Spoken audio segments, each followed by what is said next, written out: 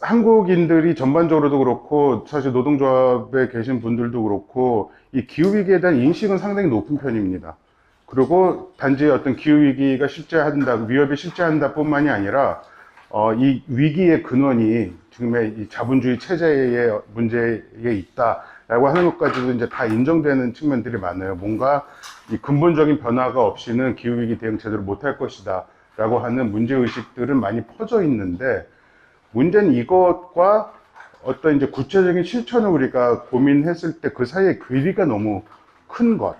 특히 한국의 경우에서는 이제 더 큰 것 같아요. 입으로는 뭐 체제 전환을 이야기하지만 그 다음에 나오는 어떤 실천의 고민들이 이제 어떤 체제 전환적인가라고 생각해 봤을 때 이제 그렇지가 못한 측면들을 이제 제가 여기저기 또 다니고 만나면서 경험을 했는데, 그래서 좀 그 부분을 좀 짚어보면서 해외에서는 어떤 식으로 이야기가 되고 있는지 좀 전략의 차원에서 좀 짚어볼 생각이에요. 그래서 첫 번째는 좀 정의로운 전환 개념에 대해서 좀 짚어보고요. 한국에서 사용되는 것과 또 이제 해외라든가 이제 이 전 지구적 기후정의 운동에서 갖고 있는 어떤 생각, 그리고 그런 실천들을 좀 살펴보고 비교를 좀 해봤으면 좋겠고, 그 다음에는 미국의 기후정의 동맹 Climate Justice Alliance라고 있는데, 이제 거기서 가지고 있는 전략에 대해서 좀 살펴보면서 우리는 이제 뭘 할 수가 있을 것인지, 입으로 급진적인 것만이 그걸 넘어서기 위해서 뭘 할 수 있는지를 좀 고민해봤으면 좋겠어요. 어저께 이 충청북도 교육감 후보 정책 질의 답변, 이걸 시작을 한 거가 어저께 그 정교조, 그 충북 정교조랑 이제 기후위기 비상행동 교사 모임하고 이제 대화할 기회가 있었는데, 사전에 김병우 후보의 교육감 후보에 대한 질의 답변을 저한테 보내주셨어요. 그래서 이걸 가지고서 좀 어떻게 평가해야 될지 좀 같이 좀 이야기를 했으면 좋겠다. 근데 보시면 이게 1번, 2번, 3번, 4번, 5번까지 되어 있었는데, 첫 번째가 이제 기후위기 심각성에 대한 인식과 어떤 해법이 필요하느냐. 근데 이제 여러분들 자료 보시면 아시겠지만, 문명사적 전환을 이야기하시고, 뭐 멸종저항운동, 등교 거부운동 얘기를 하면서 생태학살, 뭐 지구학살 이러면서 이 지금의 어떤 산업 체제 자체를 바꿔야 된다. 신속하고도 정의로운 전환이 필요하다. 성장주의를 넘어서고 이제 엄청나게 거대한 이야기들을 하셨단 말이죠. 인식에서는. 근데 그 다음에 나오는 따르는 정책, 교육감으로서 할 수 있는 정책들은 뭐냐면은 뭐 탄소 중립 학교를 하겠다, 무슨 실천단을 만들겠다, 새로운 문화를 만들겠다. 이제 어떻게 보면 지금까지 계속 해왔었던 좀 전시성 사업이나 뭐 70년대 새마을운동 할 때 이제 했던 방식의 좀 그런 사업에 좀 머물러 있다라고 하는, 그래서 그 괴리를 느꼈어요. 그래서 이게 자기 개인적으로는 이런 생각을 가지고 있다 할지라도 교육감으로서 자기가 할 수 있는 여지가 사실 아주 많지는 않죠. 하지만 할 수 있는 것들이 있긴 한데 그거를 제대로 하고 있는가? 저는 이제 그 부분에 대해서 좀 이야기를 좀 이제 풀어 나갔었고요. 거기서 이제 지금 제시되고 있는 것들이 그분이 가지고 있던 생각과 어떻게 매치가 되고 있는지. 근데 이거는 이제 저희 자신한테도 물어볼 수 있을 것 같아요. 뭐 자본주의 문제를 이야기하고 체제 전환을 이야기를 하고 있는데 우리가 하고 있는 실천은 거기에 걸맞는 것들인가. 그래서 좀 도입으로 이야기를 해봤고요. 좀 기후정의 운동의 역사를 지금 뭐 다 이걸 훑을 수는 없을 것 같아요. 근데 오래됐죠.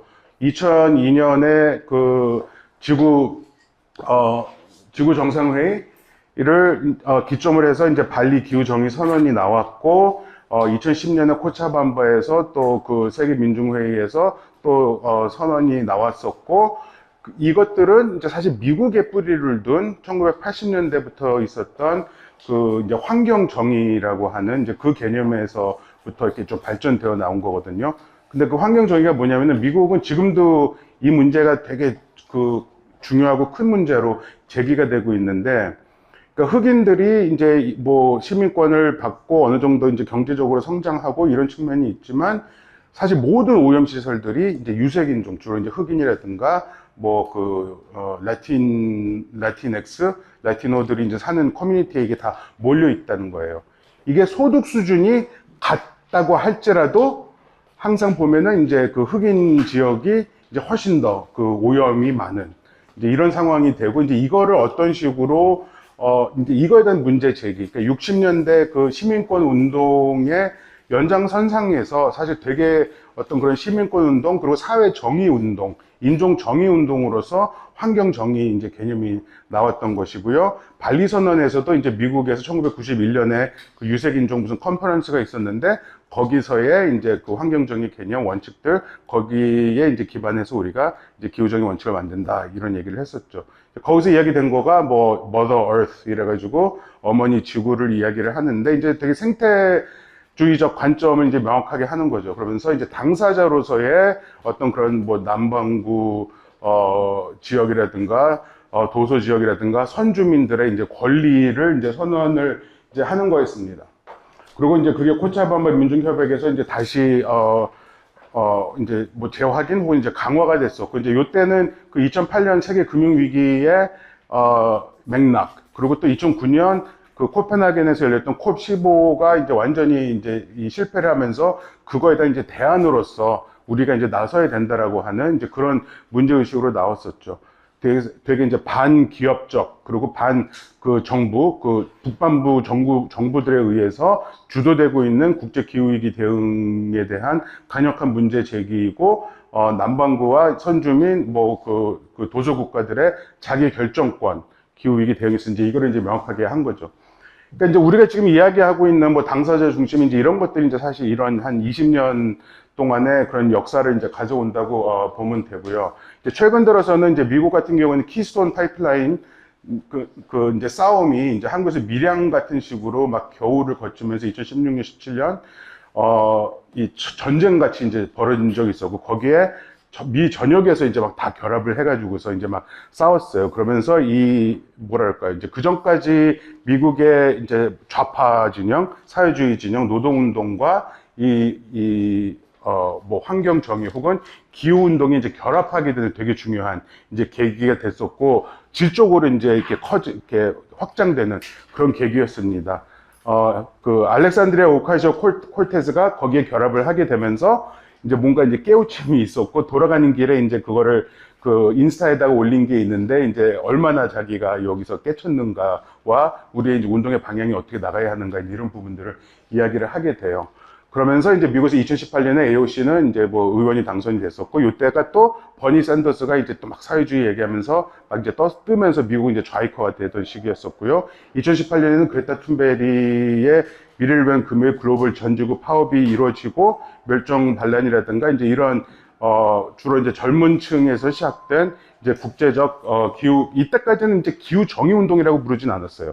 미래를 위한 금요일도 그렇고 멸종 반란도 그렇고 선라이즈도 그렇고 근데 이것이 이제 기존에 있었던 이런 그 기후 정의 운동과 닿으면서 이제 훨씬 더 급진화되는 이제 그런 형태를 보이게 됩니다. 그래서 작년서부터는 뭐 마파 이야기를 하기 시작했죠. 마파가 Most Affected Peoples and Areas인데 가장 영향을 받는 지역과 사람들, 집단들 여기에 이제 초점을 맞춰야 된다. 멸종 반란 같은 경우에는 패스터 마이크 이제 프로젝트 해가지고서 우리가 백인 북반구 유럽 사람들이 얘기를 하는 것이 아니라 마이크를 이제 남반구에 있는 실제로 이제 피해를 당하고 있는 사람들에게 마이크를 줘야 된다라고 하는 식으로 돼가지고 작년 콕 같은 경우에서도 그 글래스고에서 어디 이태리 무슨 그 화석연료 기업 무슨 뭐 그 전시장 같은 데서 이제 그 세네갈인가 이제 거기에서 이제 보낸 성명서를 이제 낭독하고 이제 이런 식으로 해서 이제 그들의 목소리를 증폭시키려고 하는 이제 그런 방식으로 가고 있습니다. 이런 식으로 하면 시간이 너무 많이 걸릴 것 같은데요. 네. 이제 이거에 비해서 지금 그 한국의 이제 기후 정의 혹은 이제 정의로운 전환을 좀 살펴보려고 했는데 비교를 해볼게요. 아주 간단하게 할게요. 파리 협약에서 지속 가능한 발전 빈곤 퇴치가 형평성 있는 접근인데 이 형평성 있는 사실 한국에서 맥락이 이게 잡기가 좀 어려운 것 같아요. 이게 이제 평등하고 뭐 이 형평성하고 그 차이에 대해서 막 그 야구장 그 안철수 후보도 대선 때 막 들고 나왔었는데 이게 조금 있다가 요건 다시 자세히 보고요. 뭐 노동력의 정의로운 전환, 좋은 일자리, 그리고 양질의 직업 창출. 한국은 그냥 일자리인데 일자리라고 얘기하면서 실질적으로 대책도 없는 상황인데 그냥 일자리가 아니죠. 항상 양질의 그리고 뭐 노동조합이 보장되는 이제 이런 식으로 이야기가 되고요. 그리고 이제 주체들을 이제 쫙 이제 나열을 합니다. 파리 협약 전문 같은 경우에서는. 이제 이런 상황인데 사실 한국에서 지금 이야기되고 있는 탄소중립 녹색성장 기본법에 들어있는 기후정의 정의로운 전환, 그리고 또 이제 거기에 대한 대안으로서 지금 제시되고 있는 이제 기후정의를 외치는 분들이 이제 제시하는 개념도 저는 거기에 또 못 미치는 측면들도 있다는 생각이 들어요. 그러니까 좀 요거를 좀 짚어보고 싶은데, 그러니까 지금 한국 같은 경우에 이제 아주 간단하게 이야기를 하면 이제 기후 정의는 이제 뭐 책임이 다 다르고 피해가 다 다르다 이런 것을 우리가 다뤄야 된다라고 하는 거고요.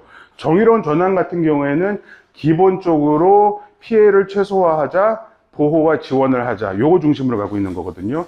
그리고 거기에 이제 요즘 더해진 거가 뭐냐면은 노동자라든가 지역사회 영향을 받는 그런 집단들의 주도성을 보장해야 된다라고 하는 정도가 지금 이제 최근에 이제 그 추가가 된 거고요. 이 경기 탄소중립 기본 조례안도 그렇고 녹색당에서 나왔던 데서도 이제 마찬가지예요. 그래서 뭐 노동자와 지역사회가 전환 역량을 강화하여 전환 과정에 주도적으로 참여하는 과정, 뭐 정책 방향. 근데 이제 여기서 이게 딜레마 같은 게 있는데, 이제 원칙을 이야기를 하는 것과 이걸 실제적으로 어떻게 이제 실현할 것인가 사이에 갭이 있잖아요. 근데 이제 여기서 이 한국 같은 경우에서는 이 거버넌스라든가 이제 뭐 각종 이제 위원회들이 있는데, 이게 또 차이가 있는 것 같아요. 예를 들어서 미국 같은 경우 이제 환경정의 원칙에 이제 환경정의를 다루는 정부 부처, 그리고 백악관 내에 그런 뭐랄까요, 기관들이 있는데, 예를 들어서 무슨 질위원회 같은 게 있는데, 이거가 이제 한국으로 지금 거버넌스 같은 건데, 거기는 이제 외부에서 이제 전문가들을 데리고 오지만 주로 이제 그 환경정의 운동 오래 하셨던 분들이죠. 근데 그분들이 단지 어떤 뭐랄까요, 의견 제시만 하는 게 아니라 사실 집행권을 또 주어져요. 훨씬 더 강한 이제 권한을 가지고 있다라는 것이죠. 근데 이제 한국 같은 경우에는 여러분들 다 아시겠지만 그냥 뭔가 이렇게 정당성의 외피를 입히기 위한 어떤 그런 방편으로 좀 많이 사용되고 있는데, 이제 이런 부분들에 대해서 우리는 어떻게 이야기를 할 것인지. 그러니까 녹색당안 같은 경우에서도 뭐 기후정의위원회를 이제 뭐 해서 뭐 동수로 뭐 지방정부와 뭐 지역 뭐 사회와 뭐 기업들과 이제 뭐 해서 뭐 동수로 이렇게 뭐 만들자 하는데, 이게 그런 식으로 해서 될 수 있을 것인지. 또 하나 지금 뭐 수기적 민주주의 얘기가 나오는데, 이게 뭐 랜덤하게 인구 구성 비율에 따라 가지고서 랜덤하게 만들어 가지고서 어떻게 결정을 내려보자라고 하는 건데, 우리가 신고리 569기 그 공론화 과정에서도 이게 드러났었지만, 실제로 아젠다를 누가 짤 것이고, 그리고 이제 그 결정 권한을 어떻게 줄 것인지, 이거에 대해서 우리가 건들지 않으면서 지금의 해왔던 방식으로는 저는 힘을 내기 어렵다는 생각이 들거든요. 근데 그걸 하기 위해서 필요한 거는 사실 힘이란 말이에요. 이걸 어떻게 강제할 것인지. 그러니까 우리가 예를 들어서 100을 이야기를 했을 때 뭐 50 정도에서 타협이 되거나 40에서 타협이 되거나, 사실 이제 현실적으로 그런 상황인데, 지금 상황은 뭐냐면은 정부 법안에, 기본 법에 들어가 있는 기후정의 정의로운 전환의 개념과 우리가 주장하는 정의로운 전환의 개념 사이에 사실 큰 간극이 없다라고 하는 것. 이제 이런 문제들을 우리가 좀 어떻게 앞으로 고민해 나갈지. 미국의 기후정의 동맹인데, 여기서 정의로운 전환을 어떻게 정의를 하냐면은 뭐 추출경제에서 재생적 경제, 이거 조금 이따 살펴보겠습니다. 통합적 버전이고 이제 지역에 기반한 이제 그 프로세스로 하고요. 여기 진하게 된 것만 읽어볼게요. 전환 자체는 정의롭고 공평해야 하며, 이건 다 아는 거고, 과거의 피해를 시정하고 배상을 통해 미래에 보다 평등하고 새로운 권력 관계를 창출하는 것입니다.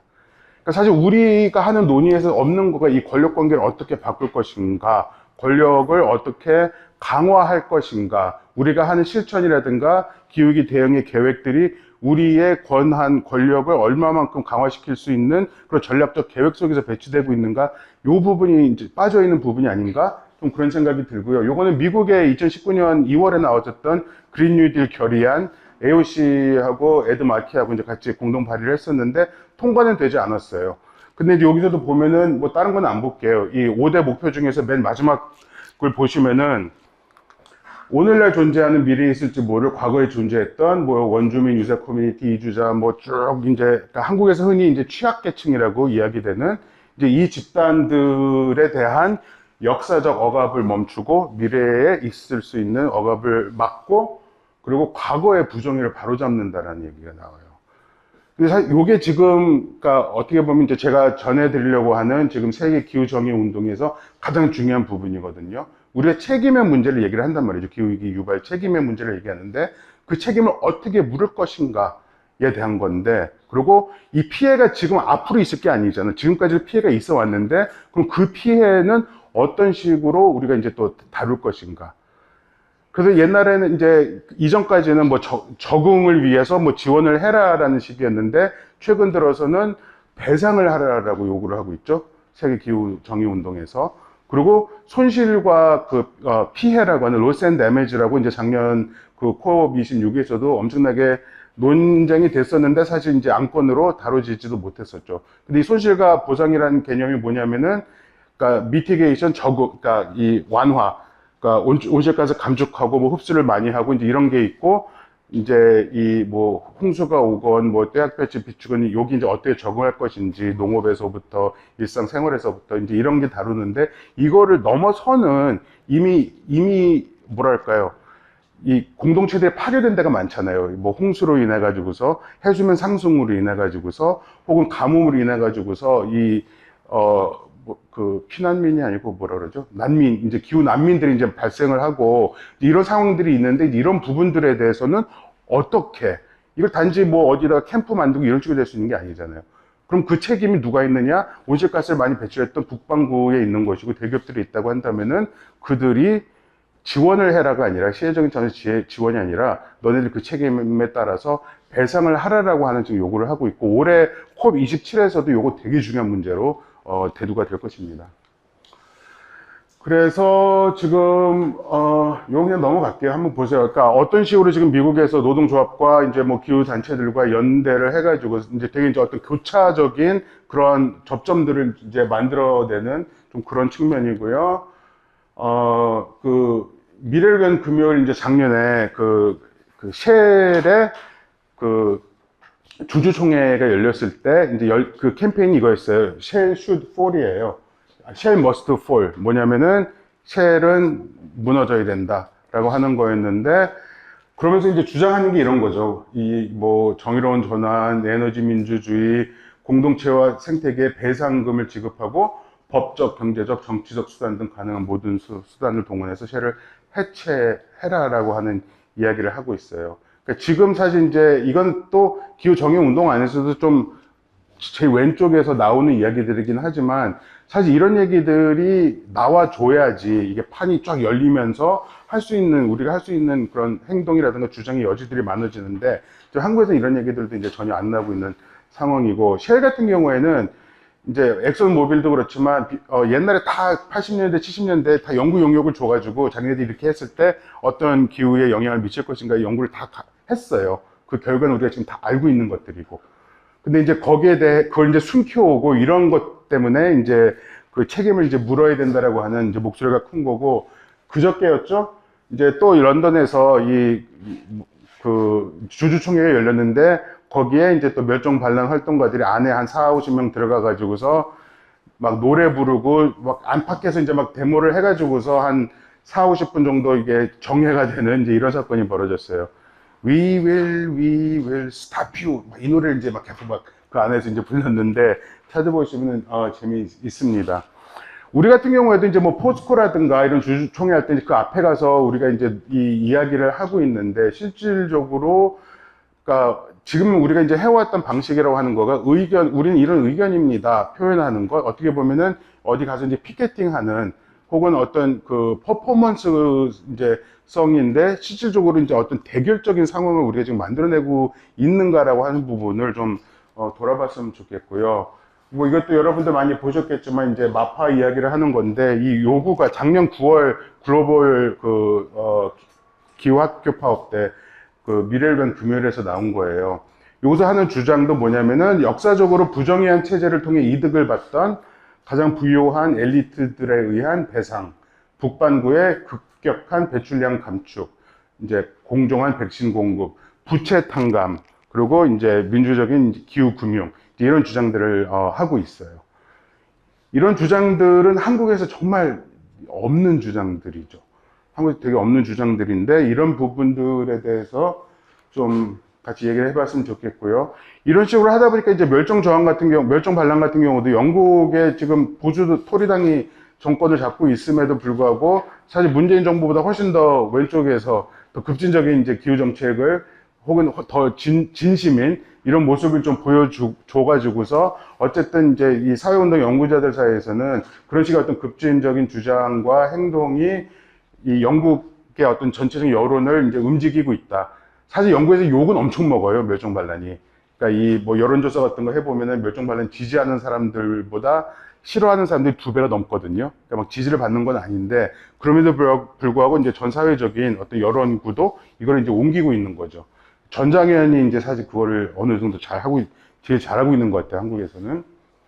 또 미국 같은 경우에서도 이 전반적으로 이게 사회가 왼쪽으로 그런 사회 아래에서부터의 사회운동으로 인해서 전체적으로 이 뭐랄까요 이념 지형이 왼쪽으로 옮겨져 가면서 바이든 정부의 노동 정책은 사실 되게 이 뭐랄까요 진보적이고 친노동적인 건 분명한 것 같아요. 그래서 뭐 프로액트라든가 이제 이런 것들을 노동자 권리를 강화하고 보호하는 이런 정책들을 만들려고 하고 또 통과가 되지는 않고 있지만 여러 번에 걸쳐서 뭐 상원과 하원에서는 기업들에 대해서 그 책임을 물으려고 하는. 그래서 지금 제가 이제 여기서 예시로 든 거는 이제 작년에 나왔었던 버니 샌더스하고 6명의 이제 상원 의원들이 이제 2000년 이후에 이제 그 미국에서 가장 많은 온실가스 배출했던 기업들에 대해서 향후 10년간 뭐 5천억 불을 이제 배상하게 하겠다라든가 이제 이런 식의 이제 정책 제안들이 이제 나오고 있는 상황인 거죠. 그러니까 이건 이제 아마존 노동조합이 이제 설립이 되고 지금 미국은 노동운동에 완전히 뭐라 그럴까요? 막 방방 이제 뜨고 있는 되게 고양되고 있는 시기인데 전 이거 보고 너무 인상적이었는데 이제 미국 그 노동위원 NLRB에서 노동조합 설립 신고가 되고 이제 받아들여지니까 그 프로액트에서도 있는 건데 이 미국 같은 경우에는 이제 사용자들이 이제 노동조합을 만들려고 할 때 이제 노동 모임을 만들어 가지고 노동자를 만나서 이런 거 하지 마 이제 이런 거를 이제 은근히 이렇게 설득하려고 하는 이걸 이제 금지시키는 게 프로액트에 들어가 있거든요. 근데 이제 이 NLRB에서 공문을 보내 가지고서 이제 한마디로 노동자들한테 뭐라고 하는 거냐면은 야 이제 사용자들이 뭐 이런 저런 식으로 너네를 방해하고 조합을 빼가려고 하는 이런 작업을 할지도 몰라. 근데 그런 거 전혀 응하지 않아도 돼. 그리고 만약에 걔네들이 그런다면 우리는 그것의 불법성을 우리가 검토를 할게. 지금 이 얘기를 해주는 거거든요. 그러니까 한국하고는 이제 분위기가 이제 되게 다르죠. 한국의 뭐 중앙노동위원회인가요? 제가 이제 홈페이지도 찾아봤는데 목표가 달라요. 한국은 뭐 이렇게 뭐 산업 평화를 뭐 이제 이러는 거고 미국은 이걸 노동자들의 기본권을 보호하는 이런 식으로 이제 잡고 있기는 한데 이걸 통해서 제가 말씀드리려고 하는 거는 사실 이 기후 정의 운동이든 뭐 기후 정의 운동이라고 하는 거가 이것과 떨어져 있지 않다라고 하는 거거든요. 그러니까 우리의 권한을 어떻게 확대할 것인가라고 하는 계획이라고 하는 거는 결국은 노동조합이라고 하면은 노동자들이 조직할 수 있는 권리, 노동 기본권을 보장하고 강화하고 확대하는 것. 이것이 기후 정의 운동이라고 하는 것이고, 어저께 이제 그 선생님들하고도 이제 얘기했었을 때도, 그러니까 막 이제 고민을 하시는 건데, 뭔가 이렇게 기후와 연결된 이야기를 해야 될 것 같다는 거죠. 학교 옥상에다가 뭐 태양광을 설치하자. 그거 전 중요하다고 생각해요. 필요하다고 생각하는데, 저는 어떻게 보면 그것보다 더 중요한 것이 뭐냐면은, 선생님들이 이야기를 할 수가 없거든요. 정치적인 활동을 못 하잖아요, 지금. 그래서 오늘도 지금 뭐, 한겨레에다가 광고를 내신 걸로 알고 있는데, 그러니까 그 교사들의 이제 정치 기본권을 확보하는 것. 사실 이런 것과 따로 떨어져서 어떤 기후위기 대응이 가능할까? 저는 그거에 대해서 되게 이제 좀 회의적인, 그런 좀 생각이 들고요. 이거는 역으로 말하면 어떤 거냐면은, 지금 이제 노동조합들도 그렇고 뭔가 이렇게 녹색한 어떤 무언가를 해야 될 것 같은 강박관념이 조금씩은 다 가지고 있잖아요. 그런 게 느껴지거든요. 한 1년 전부터. 근데 저는 너무 그거에 구애받을 필요는 없을지도 모르겠다.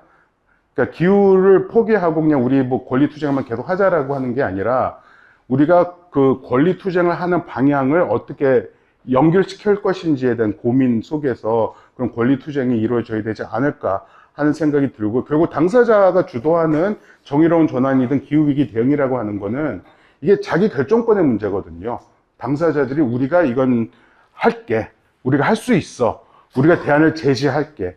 근데 지금 같은 경우는 대안을 제시하더라도 이거 받아들일 수 있는 세력 관계가 전혀 형성이 안 돼 있기 때문에 그걸 어떻게 만들 것인가에 좀 우리의 고민의 초점이 맞춰져야 되지 않을까 그런 생각이 듭니다.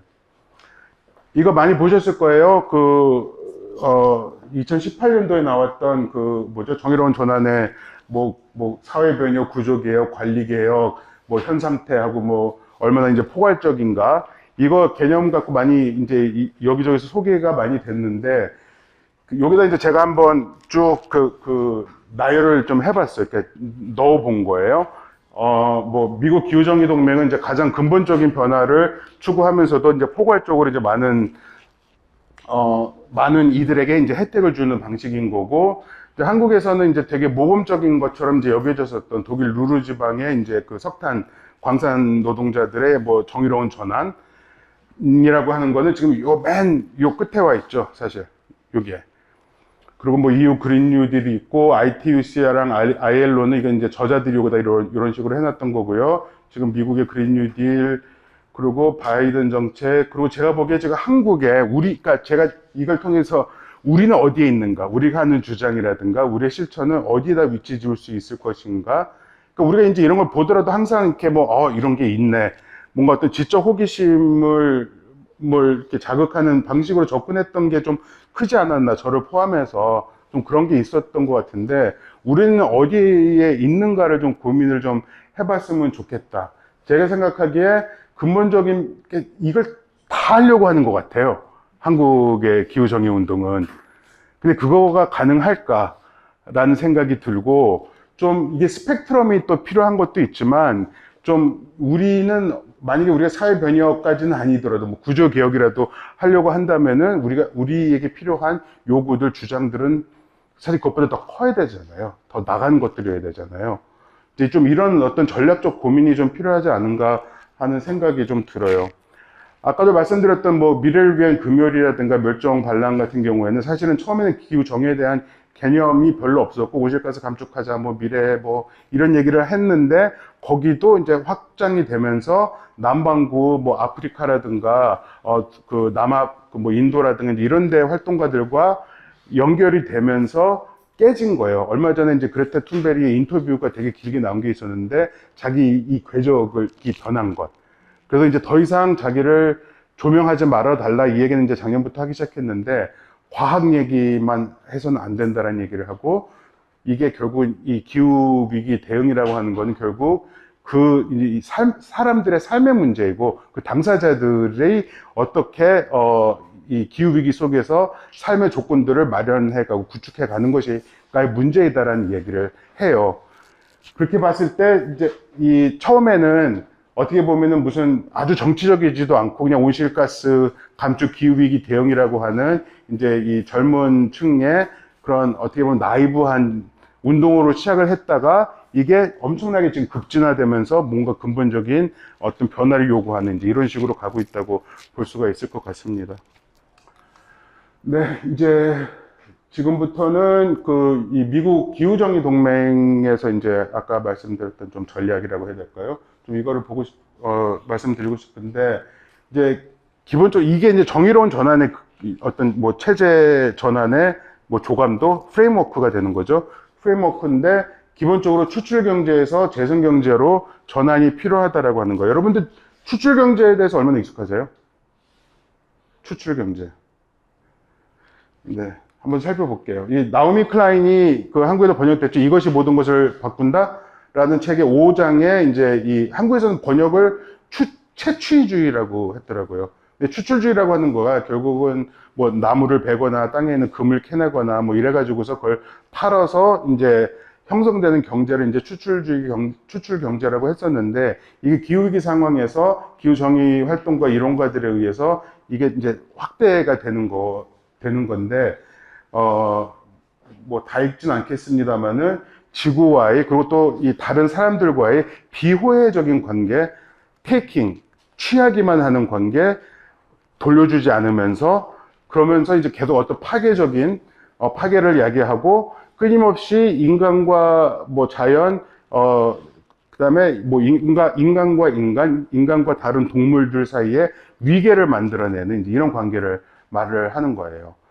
그러니까 이 위계라고 하는 거가 이제 사실 어떻게 보면은, 그러니까 저는 이것 때문에 이제 차별금지, 이따가도 또 거기 가야 되는데, 이제 이 차별의 문제랑 이게 떨어져 있는 게 아니라고 생각을 하거든요. 그러니까 끊임없이 위계를 만들어내서 다르다. 그러니까 땅을 파서 우리가 석탄을 캐야 돼요. 그럼 똑같은 돌이지만 석탄은 귀한 거고, 석탄을 캐기 위해서 우리는 그 위에 있는 땅을 다 밀어내야 되잖아요. 나무를 베야 되고, 거기 있는 돌들을 치워야 되고, 똑같은 돌이라도 그 돌하고 이 돌하고 가치가 다른 거예요. 그 기준은 뭐냐? 이윤이잖아요. 돈 얼마만큼 벌 것이냐. 근데 노동자들도 마찬가지고, 뭐 정규직, 비정규직, 뭐 남성, 여성, 그리고 뭐 이주 노동자, 뭐 원래 있던, 뭐 국내 노동자. 그러니까 끊임없이 이런 식으로 이제 위계를 만들어서 어떤 희생지대를 만들어내는 이제 이런 거를 이제 추출주의 경제라고 얘기를 해요. 이건 또 다른 책에서, 제가 이제 뽑아온 건데, 추출 자본주의라는 용어는 지구 노동자 지역 커뮤니티에 공정한 대가를 지불하지 않은 채 부를 추출해내고 이에 따라 수반되는 많은 문제들에 대해서는 아무런 고려도 하지 않으면서 이 위기를 초래한 현 정치경제 시스템의 작동 방식을 보여줍니다.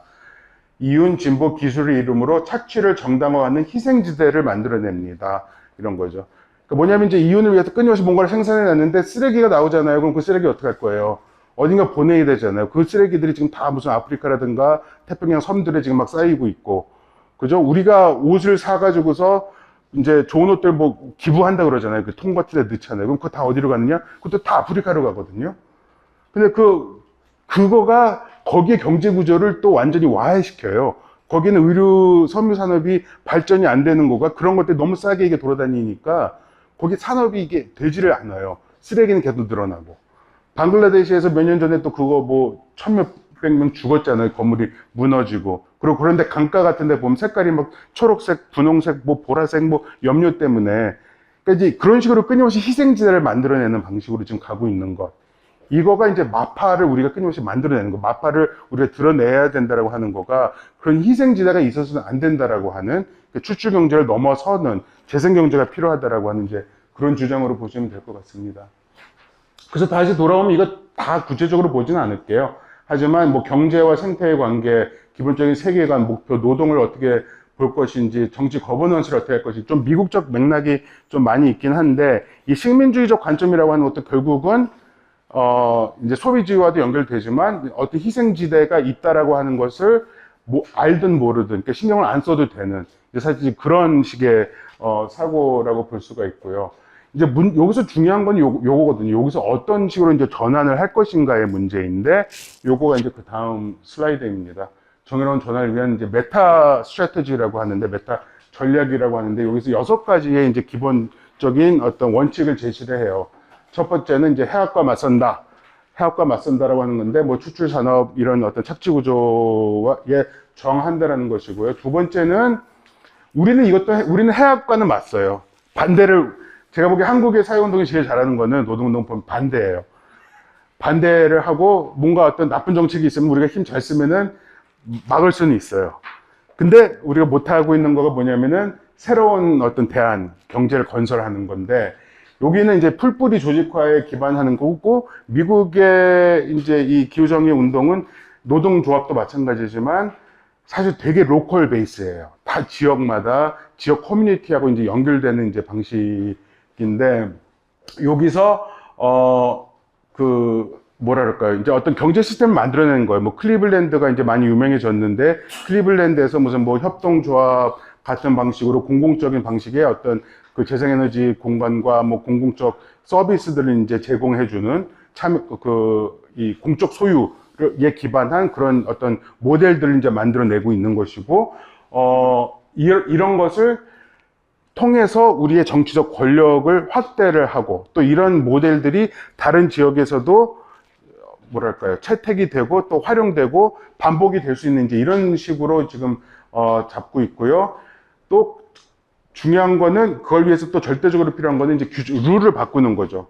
그래서 룰을 어떻게 바꿀 것인가, 로컬에서부터 바꿔나가면서 이제 중앙을 바꾸자. 그러면서 이제 이 법 제도적 장벽이 무엇인가. 그래서 여기를 어떻게 우리가 이제 깨는 그런 투쟁들을 통해 가지고서 룰을 바꾸죠. 근데 결국은 아까 말씀드렸던 무슨 이 자기 결정권 혹은 이제 뭐 노동조합이면은 노동권, 기본권을 강화하는 거죠. 그리고 그런 어떤 법적인 그거를 이제 확장시키기 위한 그런 투쟁들이고요. 사실 이미 다 하고 있는 것이기도 하죠. 어떻게 보면은. 그 다음에 이제 돈 흐름을 이제 바꾸자. 이건 이제 새로운 경제 건설과도 마찬가지인데, 사실 우리 같은 경우에는 돈이 어디서 나오느냐에 따라서 그걸로 다 몰려간단 말이죠. 근데 그런 식이 아니라 어떻게 이 돈의 흐름을 좀 바꿀 수 있는 그런 계기들을 만들 것인가. 근데 그걸 위해서는 또 어떤 새로운 어떤 모델들이 이게 호소력이 있어야 되는 것이거든요. 사실 이제 그 지역 밖에서도. 그러니까 좀 이런 부분들에 대한 고민. 그리고 이걸 위해서는 이제 또 지금의 이제 돈이 어떤 식으로 흘러가고 있는지에 대해서 공격을 하고 비판을 하고 이제 타격을 하는 이런 투쟁이 또 필요할 것이고요. 더 큰 우리 만들기, 뭐 지역과 부문 이슈를 넘나드는 운동들을 연결을 해야 된다. 이걸 위해서는 좀 교차적인, 그러니까 이게 지금 한국에서 계속 문제 제기가 많이 나오고 이걸 넘어서자라고 하는 이제 문제의식도 지금 많이 커지고 있고, 제가 보기에 그 흐름이 만들어지고 있는데, 이제 뭐 칸막이 뭐 운동이라고 하잖아요. 이제 이걸 어떻게 넘어설 것인가의 문제인 것이고, 사실 올해 9월 이 기후 총파업이라고 하던 총궐기라고 하던 거기서 좀 그런 계기를 좀 만들어 봐야 되지 않을까, 좀 이런 생각을 좀 가지고 있고요. 또 하나는 이제 스토리텔링의 문제입니다. 이야기되는 방식을 어떻게 바꿀 것인가.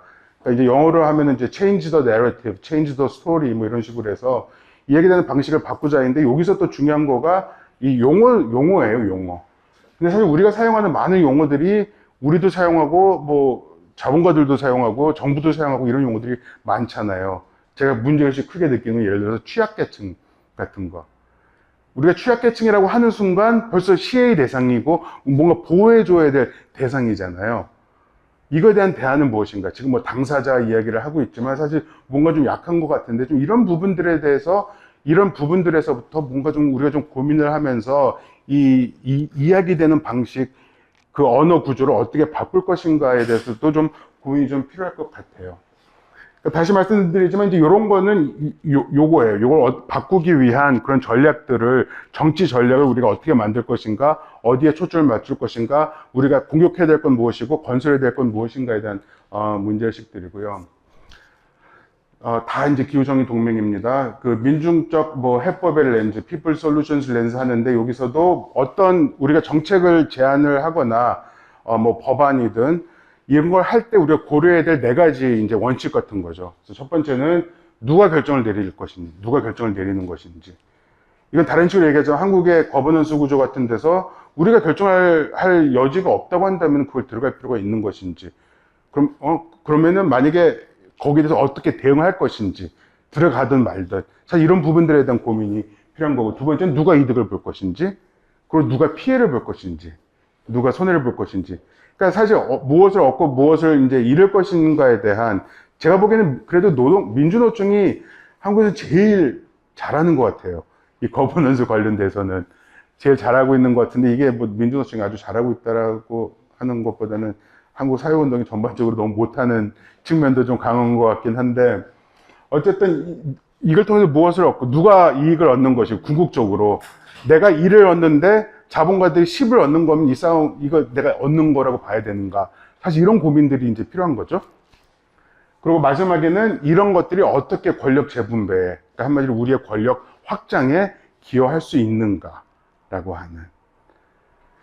이게 이제 이 노동조합 차원에서 고민할 거리들도 저는 있다고 생각합니다만, 전체 이제 한국의 이 사회운동, 그리고 이제 기후정의운동으로 지금 뭔가 이렇게 묶여지고 있는 모든 단위에서 좀 고민할 필요가 있을 것 같고, 저는 이 부분이 어떻게 보면은 이제 주류라든가 뭐 탄중위에 같이 막 이제 참여를 하고 정부와 뭐 시민사회를 넘나들면서 활동을 하고 있는, 해왔었던 그런 전통과 뭔가 그런 거에 대한 좀 평가, 좀 진지한 좀 평가에 기반해서 이루어질 필요가 있다는 생각이 들어요.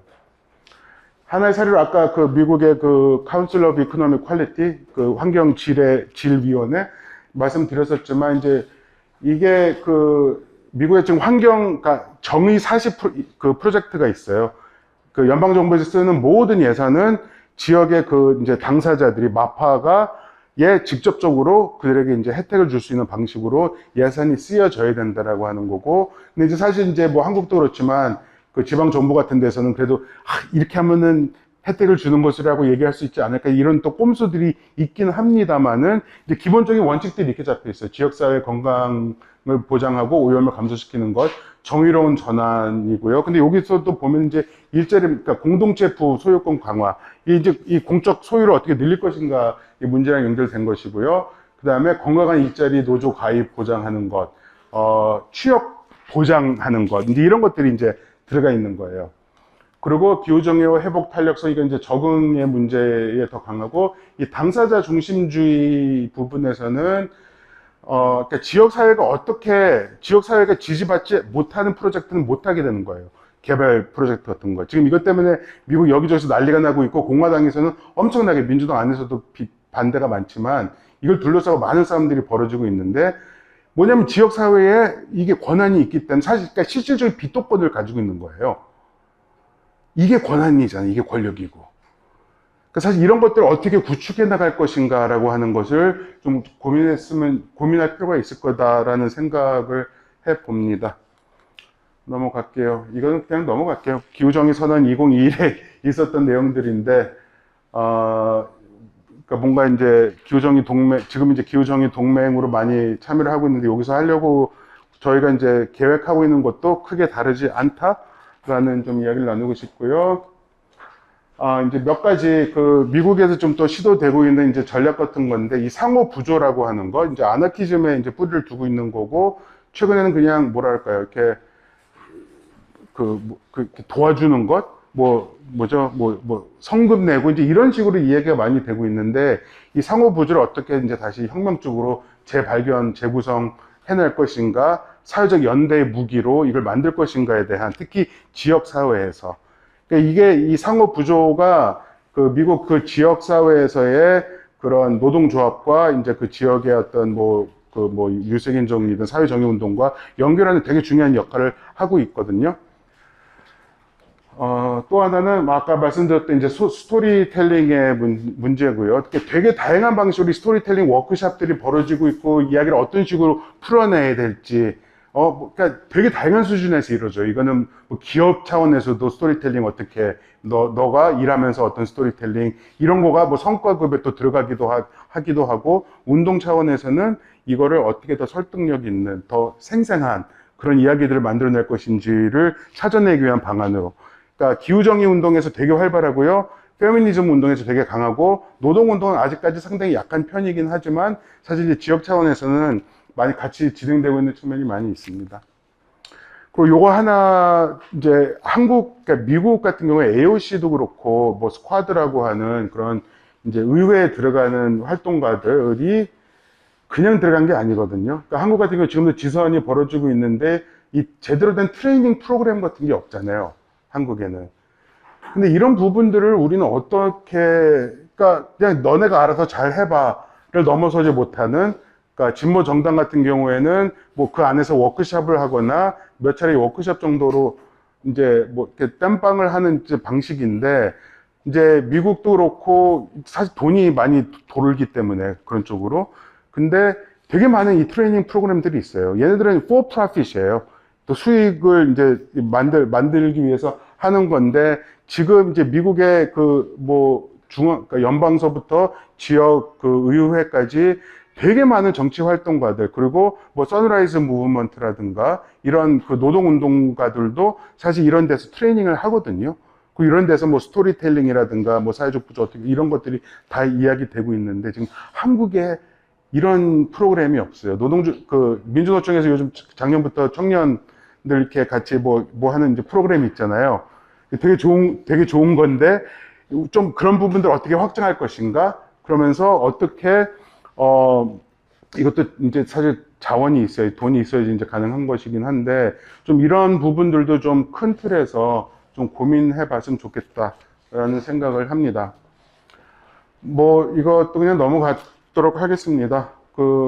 우리는 같은 배를 타고 있는 게 아니다. 라고 하는 이제 그림이고요. 이것도 넘어갈게요. 재생에너지, 그러니까 이 탄소 중립하고, 그러니까 결국 이 문제예요. 탄소 중립과 기후정의는 양립 가능한가? 라고 하는 질문인데, 지금은 저는 전혀 그렇지 않다라는 생각이 드는 것이고, 이것도 언젠가 얘기를 해야 되는데, 용어 사용에 있어서 우린 더 이상 탄소 중립을 이야기해서는 안 된다? 라고 하는 저는 좀 그런 입장을 말씀드리고 싶고요. 왜냐? 여전히 에너지는 바뀌어도 채굴은 계속되고, 추출주의는 계속되고 있는 상황이거든요. 넘어가고, 마지막에 저는 이런 게 되게 좋아요. 여기 보시면 아시겠지만, 그러니까 한국의 운동 문화이기도 한데 되게 전문가 중심이에요. 전문가들의 의존을 하고, 오늘도 그 버스 타고 오면서 페이스북을 보는데 어떤 분이 뭐 어디서 무슨 강연을 했고, 뭐 이런 거 이렇게 올리니까 뭐 너무 중요해요. 뭐 응원합니다. 그러니까 한국은 이렇게 누구한테 이렇게 위임을 해서 응원을 하는 것으로서 뭔가 이렇게 어떤 시민사회에 뭐가 이렇게 만들어진 좀 이런 게 있는데, 그리고 이제 노동조합도 그렇고, 뭐 지역도 그렇고, 우리는 능력이 없다라고 하는 것에서 일단 시작을 하는 것 같아요. 우리는 아는 것도 없고, 뭐 능력도 없고. 근데 좀 안 그럴 수 없을까를 좀 저는 이게 고민이 되거든요. 어떻게 해야지. 그러니까 이거는 근데 이제 이 문화도 이제 학교 같은 데서도 예를 들어서 학교에서 10을 가르치는데 누구는 5를 아는데 한국 학생들은 5나 6, 7을 알아도 저는 몰라요라고 대답을 하는데, 사실 이제 해외에는 5를 알아도 나 그거 알아요. 이제 이렇게 얘기하거든요. 다 일장일단이 있습니다. 하지만 너무 이 자신감이 없는, 주눅 들게 하는 이 문화가 있고, 사실 우리도 거기에 다 젖어 있는 것 같아요. 저는 진짜 우리가 대안을 가지고 있다고 생각하거든요. 농업 문제 같은 경우도 그렇고, 뭐 지금 뭐 산림 문제도 그렇고, 노동 문제에서는 지금 여러분들보다 전문가들이 어디에 있을 것이고, 사실 그 대안들을 우리가 당사자들이 가장 잘 아는 거고, 특히나 지역화되고 분권화된 식으로 어떤 에너지 시스템을 만들어내야 된다고 했을 때는 사실 그 지역에 있는 사람들이 그 지역 제일 잘 알거든요. 태양광 패널을 설치한다고 하더라도 어디에다가 하는 게 제일 좋은지 그 지역 사람들이 알거든요. 근데 그 사람들 그거 다 무시하고 웹에 들어와 가지고서 그냥 돈 갖고서 노는 건데, 사실 이걸 깨는 거가 저는 기후정의 운동, 그리고 당사자 중심성이라고 생각을 하고요. 그렇기 때문에 좀 자신감을 가지고 우리가 하는 이야기들을 좀 했으면 좋겠고, 너무 이렇게 뭔가 녹색한 거에 좀 그런 강박을 좀 내려놓고 좀 우리 힘을 키우는 방향으로 좀 갔으면 좋겠다라는 이야기로 마무리를 짓겠습니다. 감사합니다.